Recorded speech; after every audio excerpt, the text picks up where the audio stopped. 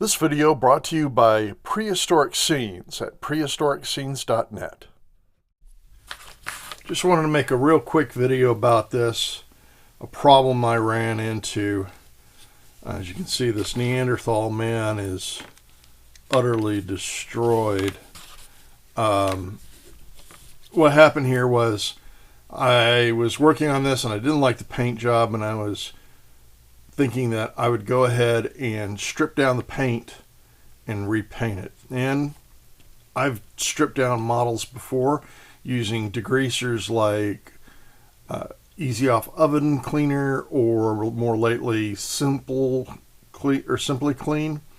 But it didn't go so well with this. This is not injection molded plastic. This is 3D resin printed.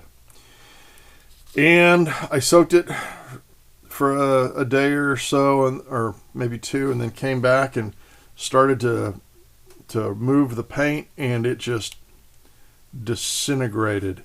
This is what degreasers like Simply Clean can do to a 3D resin print model.